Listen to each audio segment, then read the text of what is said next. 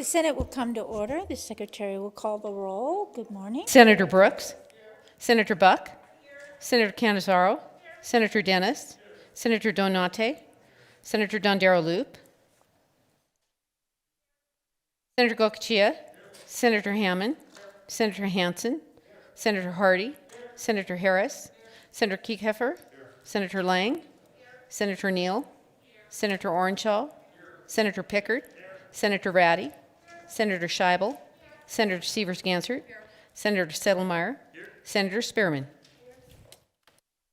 Thank you. Let the record reflect there are 21 senators present. Please rise for the prayer and invocation by the Minister of Education, Brian Underwood, at Sierra Lutheran High School in Carson City.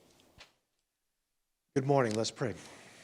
Dear Lord, to whom all desires are known and from no secrets are hid, we come before you this glorious day, seeking your will for your people.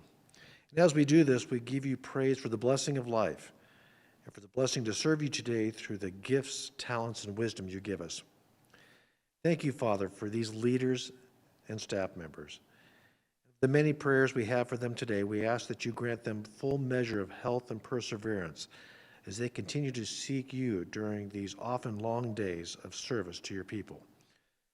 Teach us to not become weary in doing good, for at the proper time we will reap a harvest if we do not give up. Allow these trusted servants to hear and heed these words to your glory. In the same way, Father, anoint these humble servants with hearts committed to open discussion that casts aside partisanship and focuses on prosperity for the greater good of your people. Grant them ears to hear, truly hear, the issues before them in a way that opens the door toward conversations of consensus. Lord, we thank you for these United States and the privilege to be Americans. And I ask that our beloved state of Nevada would also be united to carry out your work in your way. In the name of the one who is, and who was, and who is to come. Amen. Thank you. Please remain standing for the Pledge of Allegiance. I pledge allegiance to the flag of the United States of America and to the republic for which it stands, one nation, under God, indivisible, with liberty and justice for all. Thank you. You may be seated. Order of business number 3, reading and approval of the journal. By previous order of the Senate, the reading of the journal is dispensed with, and the President and Secretary are authorized to make the necessary corrections and additions. Order of business number 4, reports of committee. Madam President, your Committee on Education, to which was referred Senate Bill Number 249, has the same under consideration, begs of report, same back recommendation, do pass. Signed, Senator Mo Dennis, Chair. Madam President, your Committee on Finance, to which was re-referred Senate Bill Number 68, has had the same under consideration, begs of report, same back recommendation, amended, do pass as amended. Signed, Senator Chris Brooks, Chair. Madam President, your Committee on Growth and Infrastructure, to which were referred Senate Bills Numbers 232, 362, has the same under consideration, and begs leave to report the same back with the recommendation to pass. Signed, Senator Dallas Harris, Chair. End of reports. Thank you. Order of business number 6, messages from the Assembly. Assembly Chamber, Carson City, April 5th, 2021. I have the honor, to the Honorable Senate, I have the honor to inform your Honorable Body the Assembly on this day passed as amended Assembly Bill Number 187, signed Carol Ayala Sala, Assistant Chief Clerk of the Assembly. End of messages.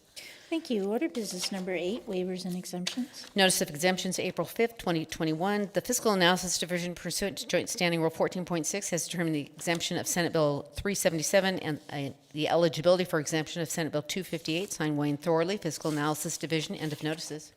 Thank you. Order of business number 9, motions, resolutions, and notices. Senate Joint Resolution Number 6, introduced by Senate Committee on Legislative Operations and Elections, expresses support for the creation of a retirement plan for spouses and members of the military. End of resolution. Thank you. Are there any amendments to the joint resolution as a whole? There are none. End of resolution. Thank you. Remarks from the floor. Senator Canizaro.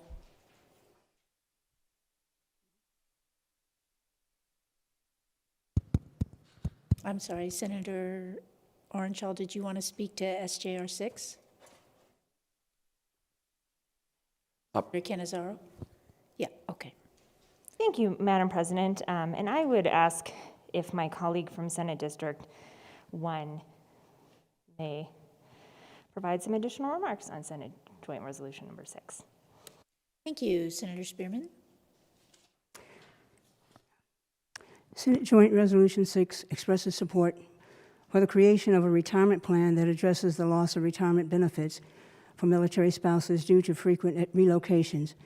The resolution further urges the federal government to implement such a retirement plan that is funded by the Department of Defense Appropriations Act. The resolution is effective upon passage. Thank you. Thank you. Further remarks? All right, hearing none, the secretary will open the roll.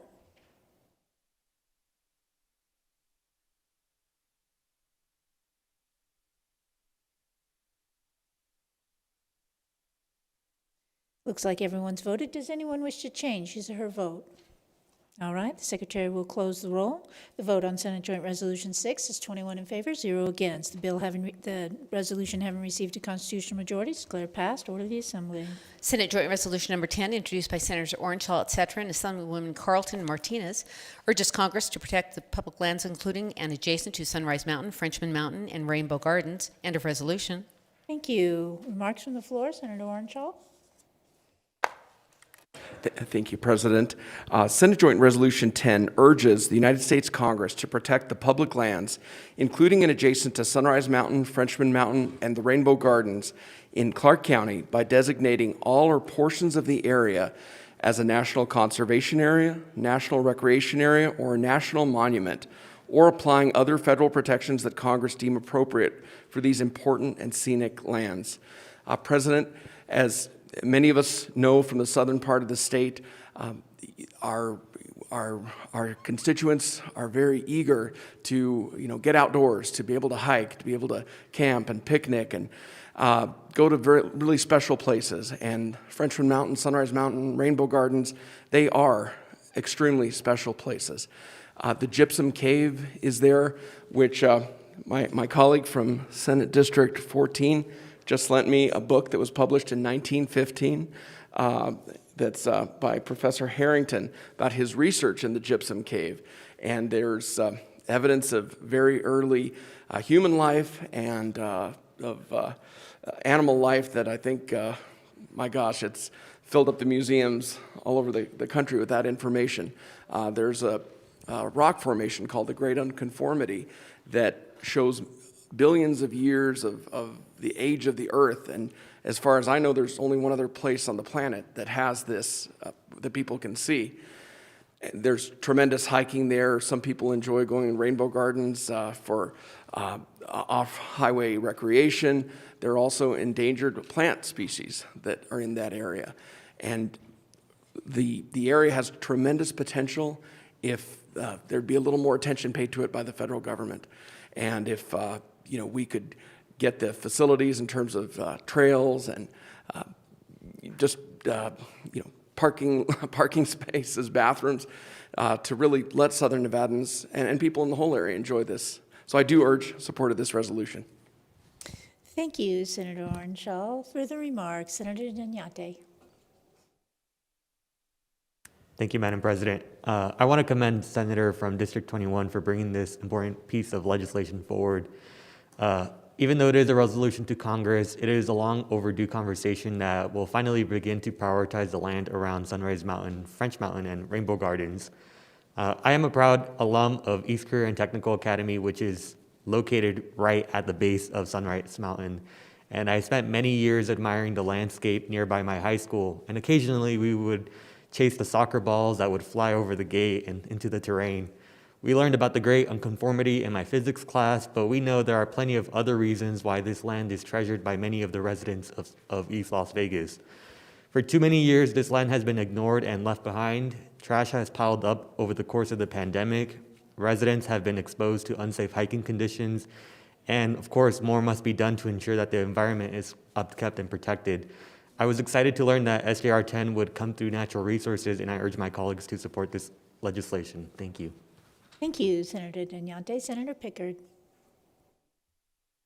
Thank you, Madam President. Just a question to the sponsor. I wonder if the senator from District 21 can tell me, I'm just curious, what are we protecting? I mean, the formations that you're describing, are those that are completely undevelopable in the first place. No one could actually develop on them. So I'm wondering if there's discussion about the extent, how much developable ground are we talking about involving, and do we know what the impacts there are? Basically, what are we protecting? Has that been defined, or is this just a letter to Congress to say we want something done to protect the important formations? President, to you and through you to the senator from District 20. The resolution speaks to the public lands that include and are adjacent to Sunrise Mountain, Frenchman Mountain, and the Rainbow Gardens, lands that are already under federal control. However, they have not been designated in terms of either being a conservation area, recreation area, or a national monument. And certainly, I think that if you look at the history of the Gypsum Cave, the Great Unconformity, there's certainly areas there that I believe are worthy of such designation and of such protection. If anyone has the time to go back and look at the history of Red Rock Canyon in southern Nevada, our gem, our treasure we have down there on the western end of the Spring Mountain Range. The history I've read is if you look back 60, 70 years ago, prior to the federal protections for Red Rock Canyon, people were unfortunately dumping old cars, using them for target practice. There was a lot of garbage being thrown out there. There weren't trails that were maintained. But now we have that treasure there. And during the pandemic, when Red Rock Canyon and Mount Charleston had closed all the trails to hiking, I cannot tell you how many families I saw hiking up on the Sunrise Mountain, on the Frenchman Mountain and Rainbow Gardens, on trails that have not been maintained, that are just kind of, trails that people hike on for fun. But there's tremendous potential there, and if Congress would act upon getting this resolution, I think it would be of great benefit to everyone in southern Nevada and adjacent, whether you're on the eastern side, the western side, Henderson, or North Las Vegas, to have more opportunities to get outdoors and to recreate. But this resolution does speak to the current public lands, the federal lands that currently need a lot more attention, a lot more protection. Thank you. Did that answer your question, Senator Pickard? Partially. I'm wondering, because almost all of the undeveloped, developable ground is locked up in BLM ownership and control. I'm wondering, do we know, have we done the studies to determine how much of that BLM property is actually developable? And is that included in the proposal? Or is this proposal simply the letter to Congress not considering the extents of the protection, but just asking them to protect it? I guess I'm trying to figure out, are we foreclosing development and expansion in areas that would be appropriate by encouraging the protection of the entire area, or are there specific areas that we're trying to protect? Senator Orangel? Thank you, President. Through you to my colleague from Senate District 20. The research I've done is that currently in the federal lands bills that are pending in the Congress, I have not been able to find any current increased protection for Sunrise Mountain, Frenchman Mountain, or Rainbow Gardens.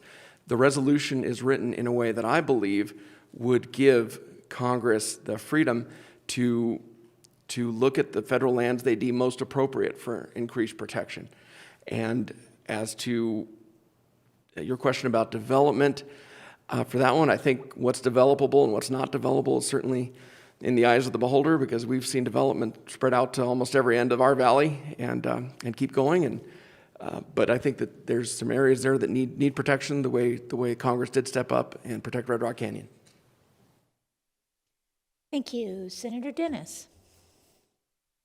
Thank you, Madam President. I stand in support of SGR 10. Having grown up most of my life on the east side of the valley down in Las Vegas, I've had many opportunities to participate in Sunrise Mountain and Frenchman Mountain.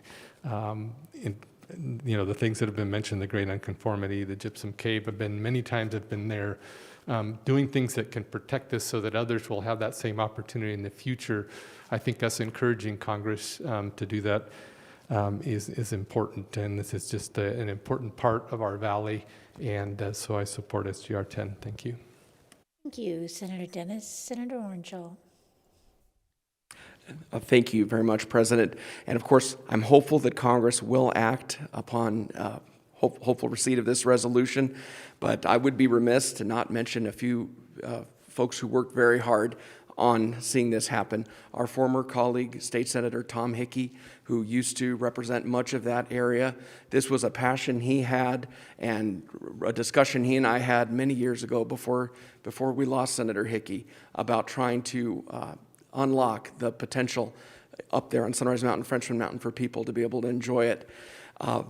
Helen Mortensen, the widow of our late colleague, former Assemblyman Harry Mortensen, has worked tirelessly with a group called Citizens for Active Management, and Dr. Steve Rowland, Emeritus Professor at UNLV at Geology, worked tirelessly, as well as many others. And again, I want to thank the Chair of Natural Resources for being very passionate about this issue. I do urge its support.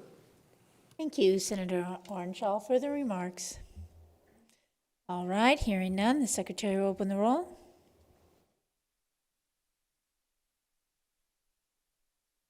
All right, looks like everyone's voted. Does anyone wish to change his or her vote? All right, the Secretary will close the roll. The vote on Senate Joint Resolution 10 is 21 in favor, 0 against. The joint resolution, having received a constitutional majority, is declared passed. Order the Assembly. Senator Harris has approved the addition of Senator Spearman as the sponsor of Senate Bill 211. Senator Harris has approved the addition of Senator Doniate as a primary sponsor and Senator Spearman as a sponsor of Senate Bill 287. Senator Ornschall has approved the addition of Senator Scheibel as a sponsor of Senate Bill 349. And Senator Ornschall has also approved the addition of Senators Hansen and Scheibel as sponsors of Senate Joint Resolution number 10. And that concludes order of business number 9. Thank you. Order of Business 10, Introduction, First Reading, and Reference. Senate Bill number 408, introduced by Senate Committee on Finance, revises provisions relating to State Board of Pharmacy. End of bill. Thank you. Senator Brooks.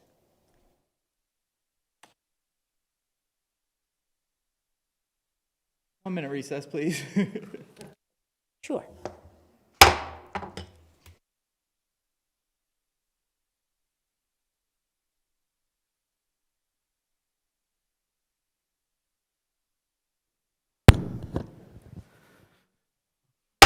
We are back in recess. We are on order of business number 10, Senate Bill 408. Senator Brooks? My apologies, Madam President. I was in the wrong place at the wrong time. I move that we refer Senate Bill 408 to Commerce and Labor. Thank you. Senator Brooks has referred Senate Bill 408 to the Committee on Commerce and Labor. Are there any objections to the referral?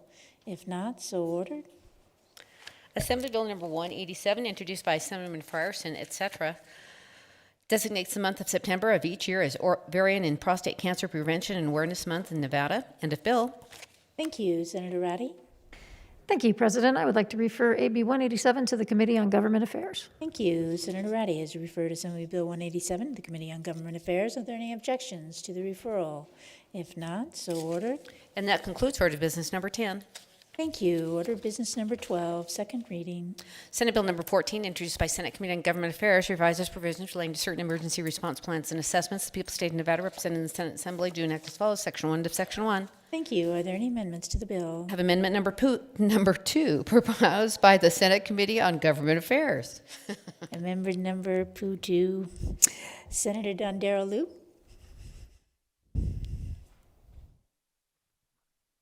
Thank you, Madam President. I move that we dispense with the reading of amendment number 2. If there are no objections, so ordered. Senator Dondero Loop. Senate Bill 249 adds behavioral health to the list of conditions that would excuse a child from attending school and allows a qualified mental health or behavioral health professional to certify that a child is not able to attend school or that a child's attendance is inadvisable. The bill also prohibits an excused absence due to a child's physical or mental condition or behavioral health for having a negative effect on a school's accountability rating. Finally, Senate Bill 249 requires the Board of Trustees of a school district or the governing body of a charter school to ensure that the back of any identification card for a pupil includes mental health resource information. This bill is effective July 1st, 2021. Thank you. Just a minute, please.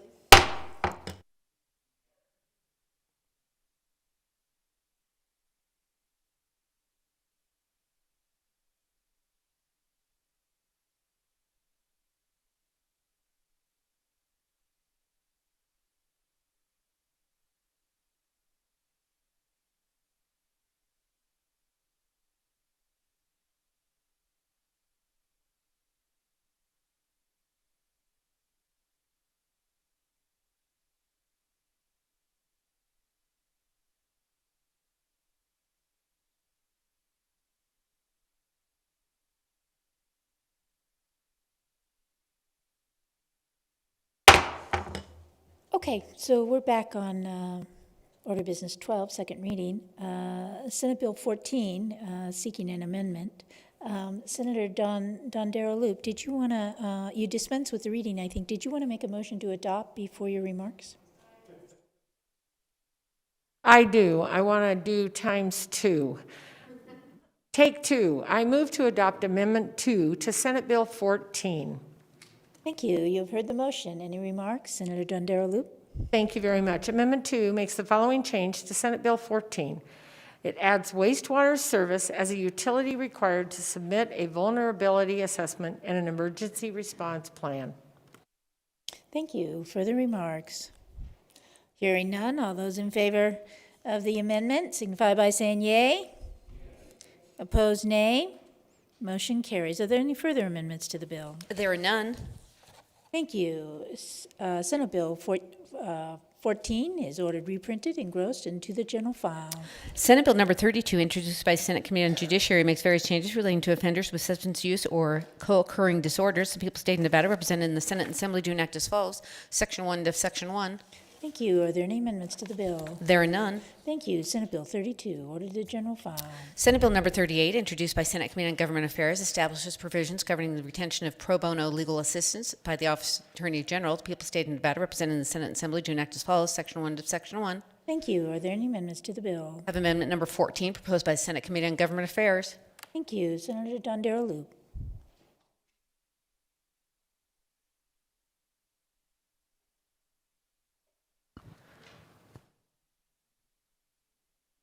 Did you want to dispense with the reading? I want to dispense with the reading of the amendment. I just wanted to make sure I was on the right bill page. Thank you. If there are no objections, so ordered. Senator Darrow Loop. I move to adopt Assembly Bill Amendment 14 to Senate Bill 38. Thank you. You've heard the motion. Are there any remarks? Senator Darrow Loop. Yes, Amendment 14 makes the following changes to Senate Bill 38, clarifies that the bill does not intend to require disclosure of otherwise legally privileged material, and provides that any law firm or attorney offering pro bono legal services pursuant to the bill is deemed ineligible for outside counsel contracts with the Office of the Attorney General for a period of 1 year from the end of the date of the pro bono contract. Thank you. Further remarks? Senator Pickard. Thank you, Madam President. Just a quick question as to the provision.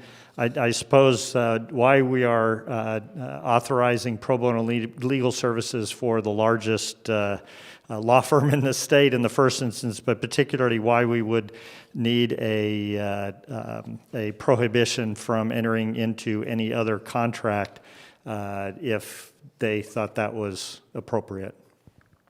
Senator Darrow Loop.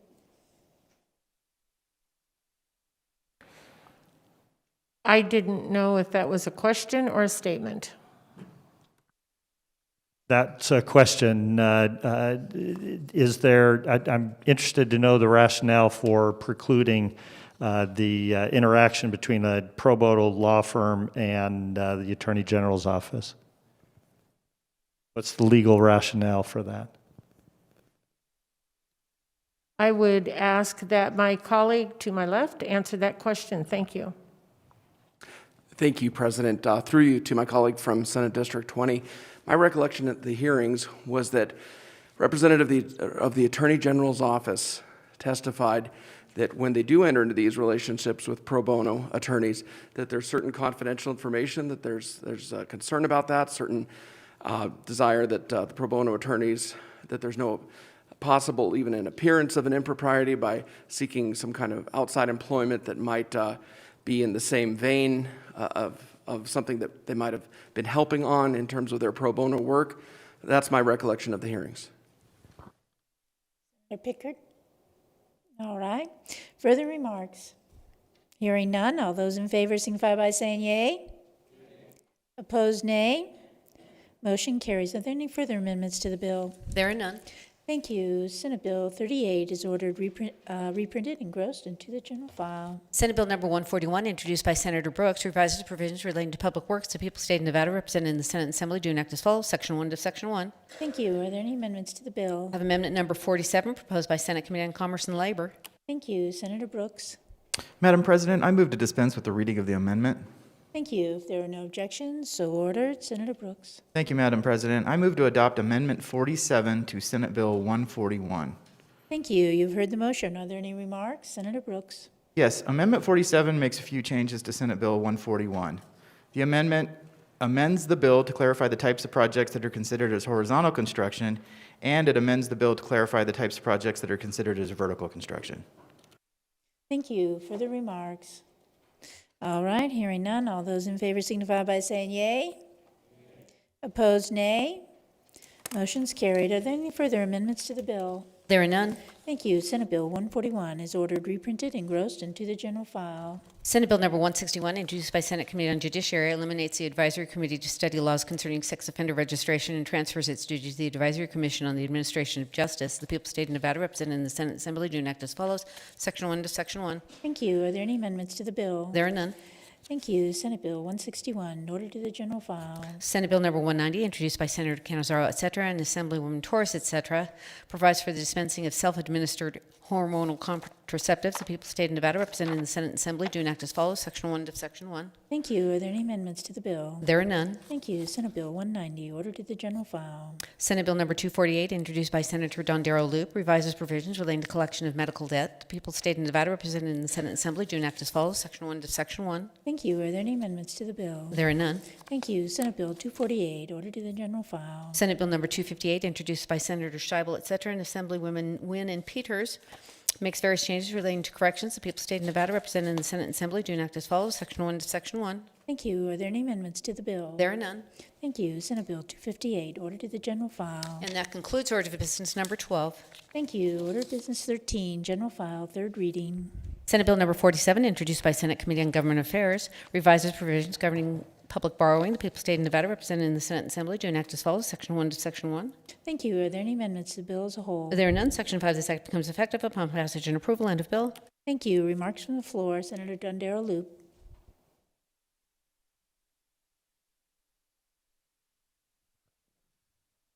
Thank you, Madam President. I would really like to be smarter than a fifth grader, but I do not believe I have that on my desk. Madam President? Let's take a 1-minute recess.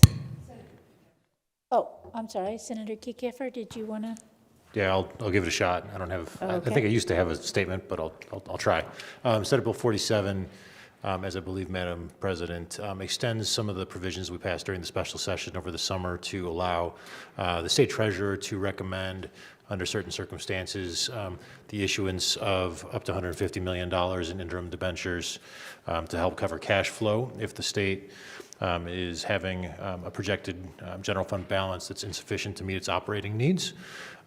In this process, the state treasurer would have to make a recommendation to the interim finance committee, which would need an affirmative approval before forwarding that recommendation to the Board of Finance for its approval and ultimately the issuance of that short-term interim debt. Thank you, Madam President. Thank you for the remarks. Senator Neal. Thank you, Madam President. I don't know if this is appropriate time, but I wanted to speak about this bill because I'm in opposition to it. I support my colleague's amendment from Senate District 16, and I appreciate his changes that he made. It does make the bill better, but I wanted to put some of my objections into the record, if that's okay. Thank you. Go ahead, Senator Neal. Thank you. So I've reflected on this policy, and my longevity in this building has given me foresight on power and power shifts. I read the Constitution, and I reflected on the duties and the power of the treasurer, and I also reflected on the powers of the legislature. The power that is given in this bill is great. It adopts language from SB 4 from the special session. It is not just a tool in the toolbox. It is not a power that you ask to be returned to the legislature. Because in my opinion, it isn't a power that should be delegated away. It is a power that I feel should remain within the entire legislative body, and in its total wisdom should determine when to enact this power. It is a power that was given under Article 9, Section 3 of the Constitution. I don't take this vote lightly. Every emergency is not the same, nor will it require the same tools. I will not give away power that I believe rests with the entire legislature and that rests with the decision-making body of 63 elected persons. The power to pay a debt and the manner is very great, and it is a legislative power. My original objections to the enrolled bill, where it gave one person the power to decide whether or not we were in an emergency, has been taken out. However, I feel that SB 4 in its written form, which SB 47 adopts and takes in as a whole, there are provisions that give me deep pause for that power to be used in the interim. It is in section 5, sub 4, A and B. It states that any general obligation interim debentures or special obligation interim debentures issued pursuant to the section and any bond administrative expenses may be additionally secured by pledge revenue for the benefit of the owners of the interim debentures and the obligees under an agreement subscribed in the subsection. That provision allowed a pledge of security interest and unrestricted tax revenue. And in addition, in sub B, it allowed money related to the interim debentures held on deposit in any other fund or account under any instrument or agreement pertaining to the interim debentures, including without limitations, reserves therefore, and income on such money to be used. And that power is so great, and that I really want and felt very strongly that this power, because it is so great and because the entire body did it in the legislative session in a special, and we meant it to be for an emergency and limited and temporary, it is not a power that I, even with IFC, and as much as I respect my colleagues and having the power to review this, is a power that I feel should rest with the state legislature, and it should belong in this body and in this wisdom to decide how to use those debts in the manner. And so I wanted to put that statement on the record because when I looked at the Constitution and I looked at the limitations and I looked at where this power was derived and how we got this power as a legislature, we do not delegate away power that belongs to us, not great power, not one that we want to keep. I don't see us walking back and asking for it to return to us. And so that's why I have my objections and my opposition to SB 47, which rolls in SB 4 from the special session of the 21st session. Thank you. Thank you, Senator Neal, for those remarks. Further remarks? All right. Secretary will open the roll.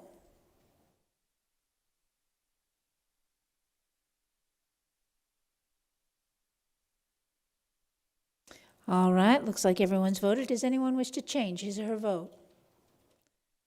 All right, the secretary will close the roll.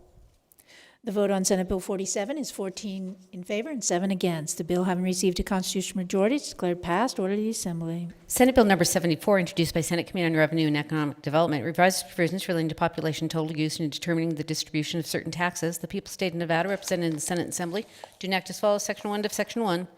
Thank you. Are there any amendments to the bill's whole? There are none. Section 4 of this act becomes effective upon passage and approval. End of bill. Thank you. Remarks on the floor. Senator Neal. Thank you, Madam Chair. So SB 74 eliminates the requirement for the Department of Taxation to use the population totals issued by the Bureau of Census of the United States Department of Commerce for the purposes of distributing certain taxes and making certain determinations based on population in the case of conflict between the population totals certified by the governor and the population totals issued by the Census Bureau. The bill also eliminates obsolete references to the terms enterprise district, local government, special district, as they are not referenced or used for the administration of the provisions of NRS Chapter 377. The bill becomes effective upon passage and approval. Thank you. Further remarks? All right, hearing none, the secretary will open the roll.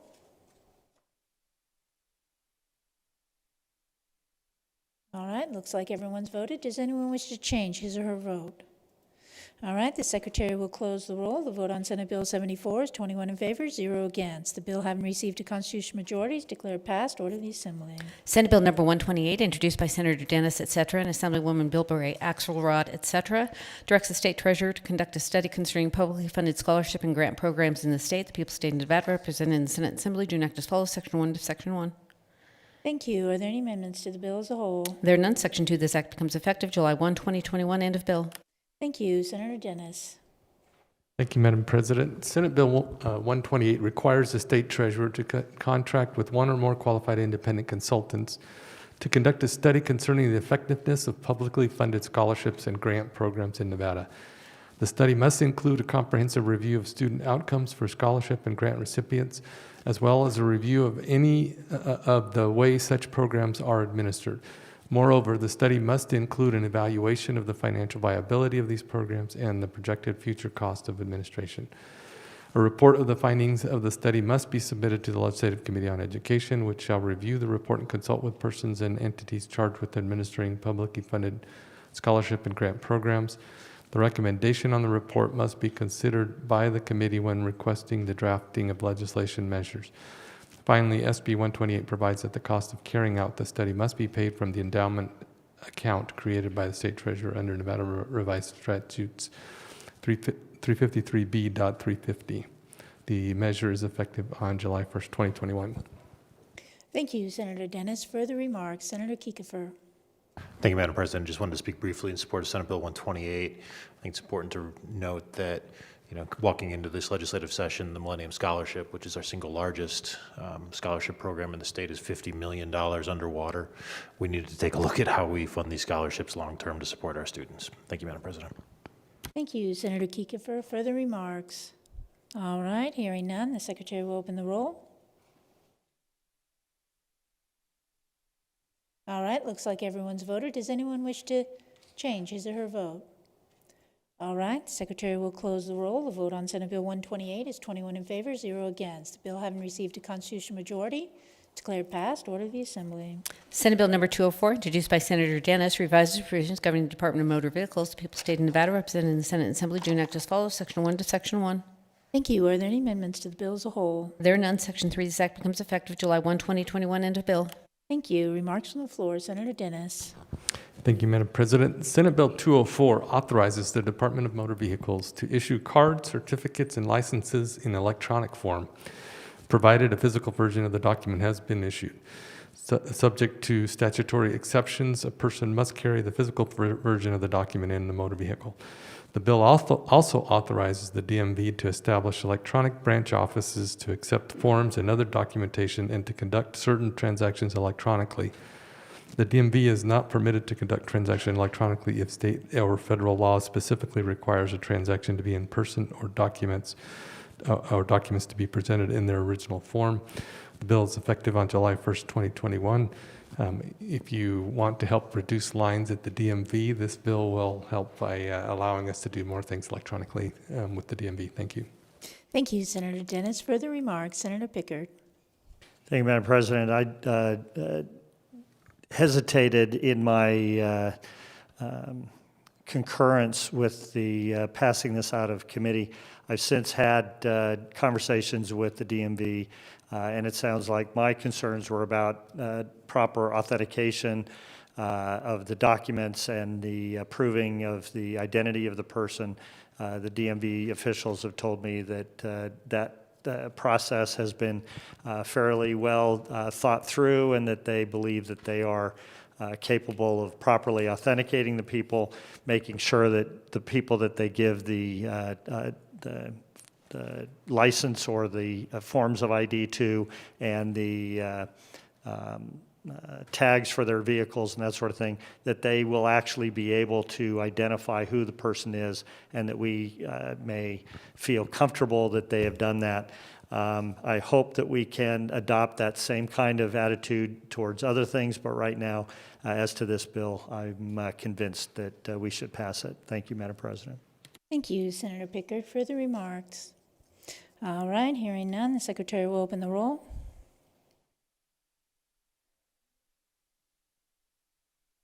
All right, looks like everyone's voted. Does anyone wish to change his or her vote?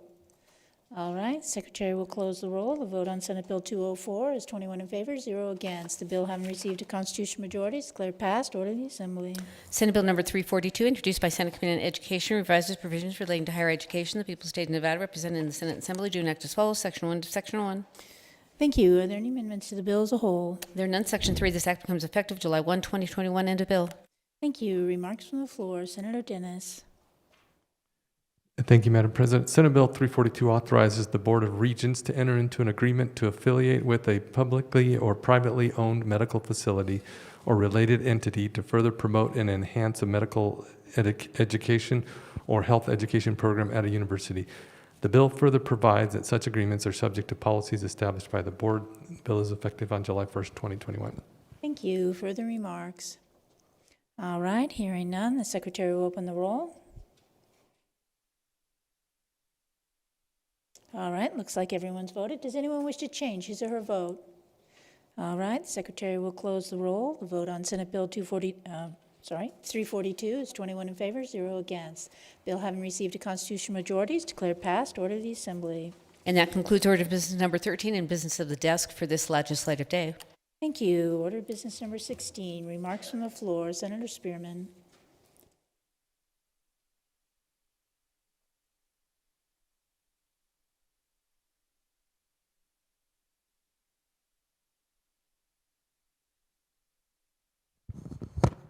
So sorry.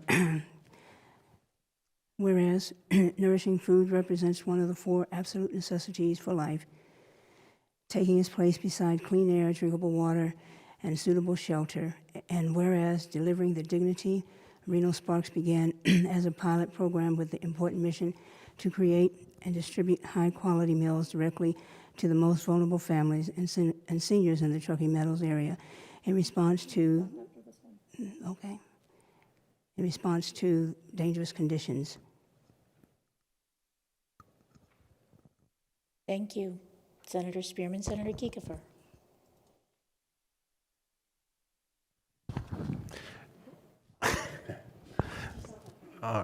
Conditions. Truckee Meadows area in response to the potentially dangerous conditions generated by the coronavirus pandemic and inability of many people to leave the safer and more comfortable surroundings of their own homes. And Senator Harris. Whereas this community partnership, developed with the cooperation of Lieutenant Governor Kate Marshall, the Reno Local Food Group, Moonridge Foundation, Copia, and United Way of Northern Nevada and the Sierra, focuses on those people who struggle the most with poverty on a daily basis and are most at risk to contract the coronavirus when leaving their homes, according to the United States Centers for Disease Control and Prevention. And Senator Sievers-Cancer. Whereas these most threatened people include the elderly, those with underlying medical conditions, and their family members sharing the same household. And Senator Ratty. whereas Delivering with Dignity works with its nonprofit partners to identify potential recipients using a triple threat criteria of 1, at highest risk for coronavirus per CDC guidelines, 2, ineligible or not served by any community organization that provides food to homes, and 3, financially unable to meet their dietary needs without leaving their residence while lacking a reliable support system of friends or families to assist. And Whereas the concept of delivering with dignity was conceived in Las Vegas early in the pandemic of 2020 and later spread to Orange County, California, where a silver lining to the notable decrease in tourism in all 3 regions is the availability of underutilized professional kitchens to prepare quality and nutritious meals for vulnerable individuals and help ensure job security for culinary workers and local vendors economically and socially affected by the coronavirus disease. And Senator Settlemeyer. Whereas, thanks to the leadership of Lieutenant Governor Marshall and her allies in the fight against hunger, Delivering with Dignity, Reno Sparks has served over 66,028 meals and saved at least 9 jobs since the founding of this program on May 4, 2020, bringing grateful smiles to the residents of Northern Nevada. Now, therefore, be it Senator Cannizzaro. Proclaimed that Lieutenant Governor Kate Marshall is recognized for her work in establishing and expanding the outreach of Delivering with Dignity Reno Sparks, and be it further proclaimed that Nevadans congratulate Lieutenant Governor Marshall and Delivering with Dignity Reno Sparks for their success, dated this 6th day of April 2021.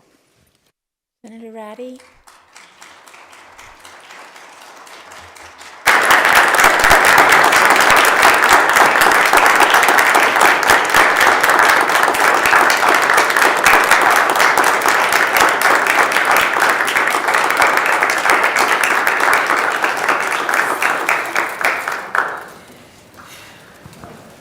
Thank you, President, for calling on me again. The second bite at the apple, if you will. Very early in the pandemic, when we were under lockdown orders, I got a call from the Lieutenant Governor saying, people need food, we need to help. I think we could keep restaurants busy and keep some people employed. Could you give me a hand? And I had just accepted a new job at the health district 20 days into a pandemic and said, not really. Here's a couple people you could talk to. To think of that call back in March of 2020, the persistence of our Lieutenant Governor and the amount of work that she put in to pull together the right team to accomplish something extraordinary. A year later, looking back on that, I could not let time go by without making sure that we recognized it. I know that many members of this body stepped up to help their neighbors. There were food drives, there were food pantries, there were town halls, there were all kinds of things that people did to try to make sure that they helped. But I felt like this effort that resulted in so many meals being served to so many people who need it, and restaurants who had hope at the time that they could stay open because they got this little bit of extra work, and volunteers who have just been glowing about the ability to go meet a community member, a friend, a neighbor in isolation, give them a meal, have a few words during what were challenging times for our state. I know what Lieutenant Governor Marshall will say is that it took a village and that she didn't do it all. But I absolutely believe that if she hadn't had the spark and the drive and the persistence, it wouldn't have happened. So thank you very much for everything that you did to make this happen.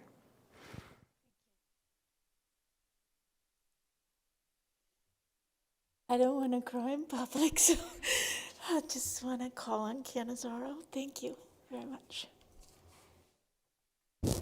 Thank you, Madam President, and a huge thank you to my colleague from Reno who did an amazing job of putting together what I think is a wonderful honor for someone who really did step up and go above and beyond, and we're not all so lucky to have such a wonderful Lieutenant Governor or presiding officer in our legislative bodies, and we're truly blessed to have you, Madam President. And so on behalf of everyone, I think I speak firmly in saying thank you so much for not only your service to this state, but your care and dedication to the well-being of those who live in the communities around us.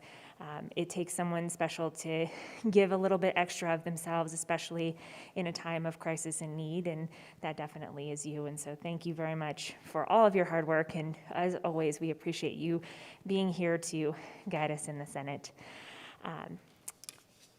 That is all that I have, so I move that we stand in adjournment until the hour of 11 a.m. on Wednesday, April 7th, 2021. Thank you. You guys have heard the motion. All those in favor signify by saying yay. Opposed, nay. I will see you soon, and thank you from the bottom of my heart. Thank you.